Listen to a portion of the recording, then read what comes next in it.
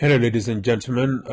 I've had, excuse me, I've had major fun and games with Facebook. My connection, all sorts of stuff has happened on this live broadcast.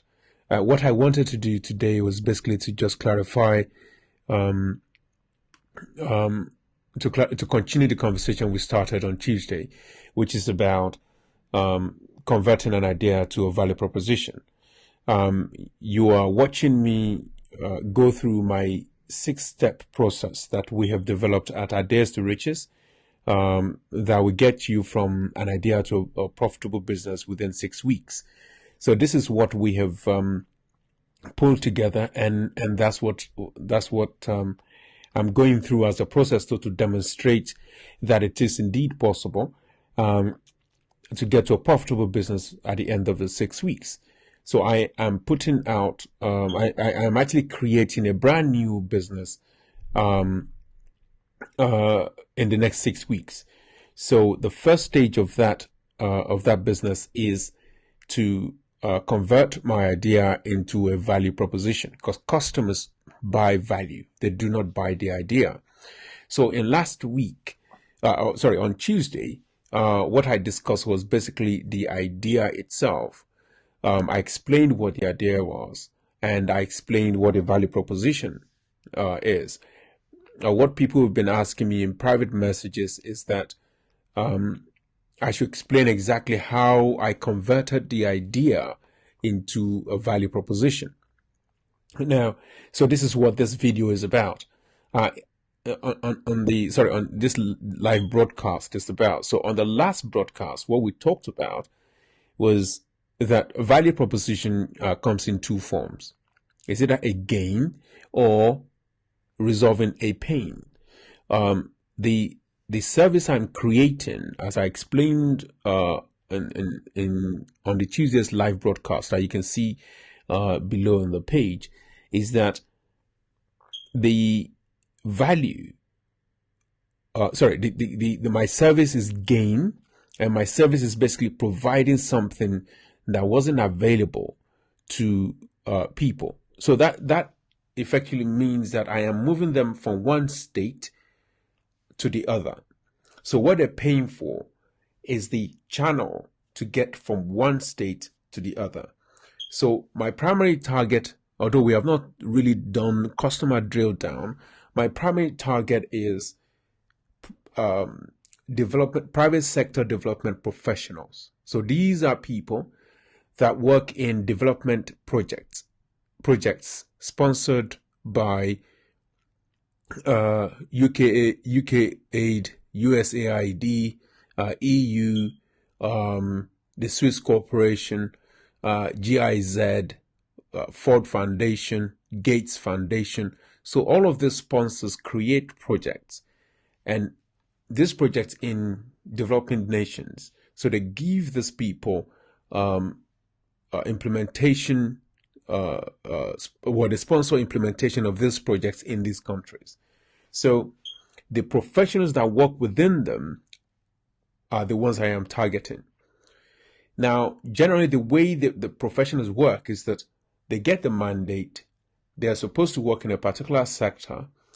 They design interventions in that sector, and then engage with business people, service providers, and people that are engaged in that sector, create an inclusive business model to grow that sector. So business model, inclusive of poor men and women and youths, to reduce unemployment and to grow the economy of the country that the project is in.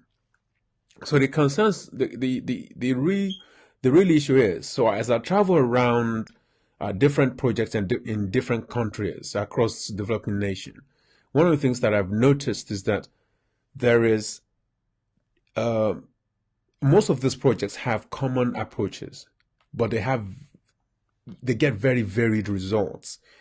Now, the results, the variation in result is not actually dependent on the context as one would expect. there is obviously some sort of contextual impact, but really it isn't that significant. It's not as significant as the variability of the results that it gets. So what I'm trying to do is then to find a way to understand why this is so. And it's in my preliminary research, what I've found is that most of the implementation of this project, basically moving from theory to implementing activities, and there's a major gap in understanding the process in which to implement these technical issues. So what I thought would be really nice is to provide an audio and video guide that will help implementers to move from the technical knowledge to implementation. So there are very many courses, there are very many orientation studies, there's a lot of reports, there's a lot of valuable event-driven hubs that all of this can be found. But what is different about this is that I will have live, I'll be doing live broadcast, interviewing experts, authors of reports, donor projects. So we go through the issues around this, the projects and the technicalities of the project. So we go through all these issues, and it will give implementers an opportunity to ask and interact with these experts, so they can learn more, and hopefully we'll begin to fully understand how to journey from theory to effective intervention that will yield the result that the donor wants. So this is what we have. So this is what I am thinking about pulling together. So the service in itself, it's a live broadcast on this channel that will move people from theory to practical application to achieve the result that they've been given to achieve. And the other particularly really important thing is the information gap, the context information gap of reports that are written. So you have projects that I have completed and have achieved a whole lot of results, but the context around the interventions that achieve these incredible results are very difficult to capture on a report. So if you have a channel such as this where people can talk about all of the things, all of the nuances that they could not capture in a written form, on video and audio, then we have greater access to knowledge and some of the really important nuances that can make or break a particular intervention. So that's the value that development professionals will be getting from engaging with this channel.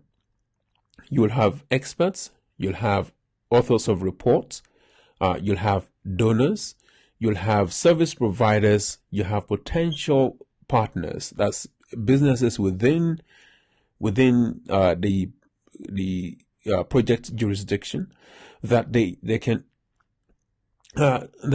ask questions of. So a better understanding of exactly why a development project exists, what it is there to do, and the limits of its resources can be explained to people, and this hopefully will open up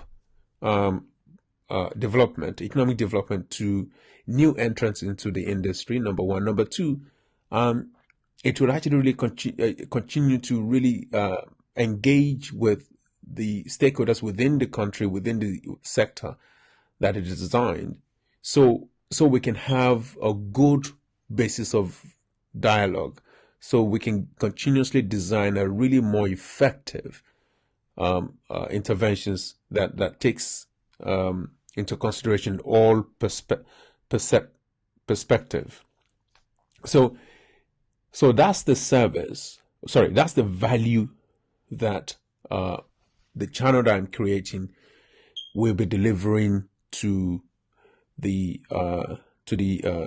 customer.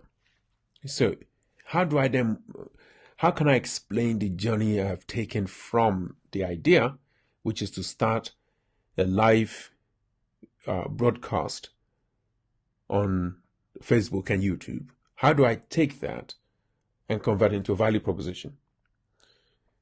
The difference is that there's the idea and there's the benefit of the idea. Somebody starts as not having access to these professionals and no source of really giving context to the report that they've written. So that person, because that person has engaged with my service, will now have the opportunity to do so. So there's a journey from the current state to the desired state. Anybody that works in professional wants to get their message out. They have created growth opportunities within the sector, and they want as many people as possible to see it. People within development and people outside of development. So what this does, what my channel will do, is to give them that opportunity, that access. So they move from designing a project in a confined sector to announcing and engaging with a wider audience that are not necessarily in development and not necessarily the partners that they're working with.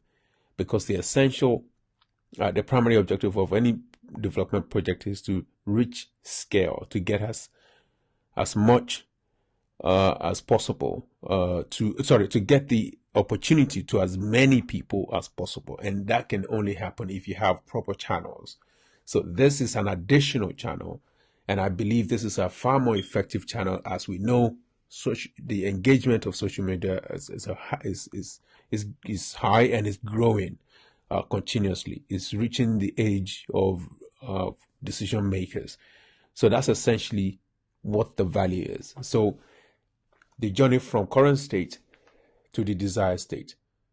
The desire of the professionals is to get a message out, to engage with their peers. I'm providing the channel to move them from one state to the other. So that's how I move from the idea to the value proposition. It is that state, to the journey, the channel to get them to the desired state. That's the service, and that's what they're paying for. So I hope that clarifies the journey from idea to value proposition. But please, if you have further question, please ask the question. It would be really useful if you can put the question in comments below, as opposed to send me a private message. I welcome the private messages, and I should reply and answer all the questions that have been asked. But please, it would be useful for really deeper interactions if we can begin to put these messages in the comments section below. Now, in the next live episode, which will come up on Tuesday, it is now profiling a customer. So I will now have to profile a customer that I've talked about in this episode and the last live broadcast. I'll now talk about this customer and how I profile the customer, how I identify the customer, how I check the population of the customer, and potentially how to engage with this customer. So all of those things you will see me do in the next video next week. So thank you very much for bearing with the technology issues that I've had on this broadcast, and I hope you find this useful. But please, if you have any question, please ask the question below. Thank you, and thank you for the support, and hopefully we'll see in the next live broadcast on Tuesday.